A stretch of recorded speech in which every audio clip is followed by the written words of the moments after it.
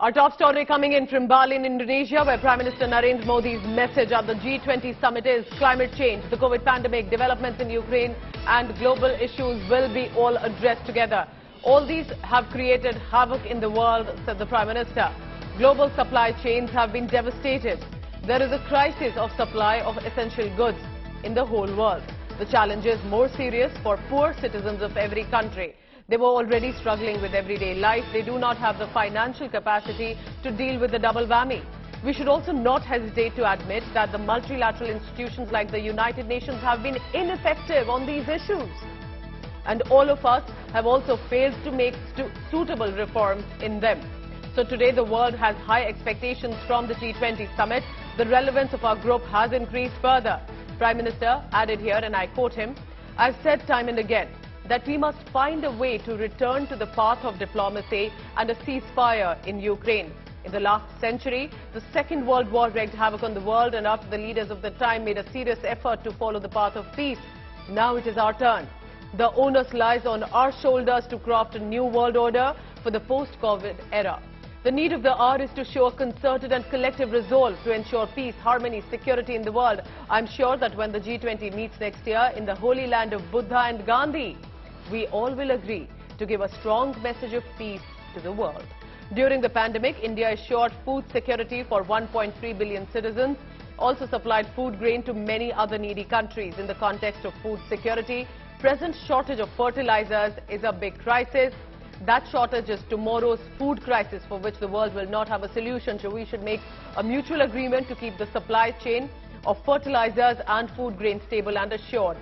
These are, remember, the words of the Prime Minister on nutrition, food security, food grains, all of this which is about the world of hunger. He's also said we celebrate and should the International Year of Millet with great enthusiasm next year. Let's quickly bring in India Today's Foreign Affairs Editor Geeta Mohan, who's right now in Bali.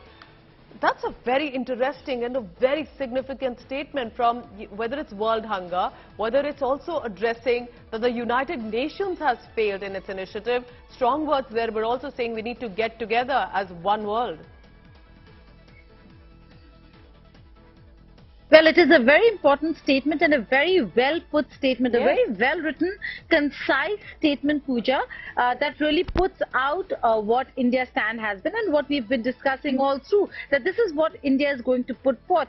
Representation, equitable representation, representation that reflects the new changed world order. And India has a very important position and role to play in this changed world order. The United Nations requires reforms to ensure that developing countries and poor nations who have larger problems that are not really reflective, that are not reflected in the solutions that developed nations and other countries are looking at, needs to be factored in. Also, a very important statement in the last paragraph of a speech, Pooja, where he says that energy security, when it comes to energy security, caps should not apply, that nobody should restrict other countries from taking or importing energy and oil and gas.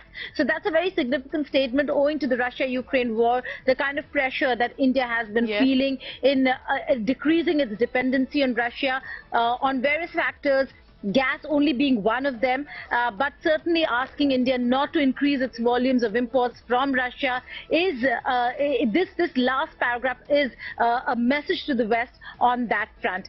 Apart from that, there are many areas that he covered when it comes to food, energy security, and significant statements with regards to how India, and which India will be proposing all through 2023 as well, that if you have to fight malnutrition and global hunger, we should be looking at traditional farming, particularly millet farming that is nutritious and also reasonably priced, easy farming methods for millet farming, and that's something that India has proposed all through G20 this year and will be one of the agenda items for India when it takes over presidency in 2023. So important, significant statement, very concise, but a perfect statement when it comes to putting India's stand on energy security and hunger.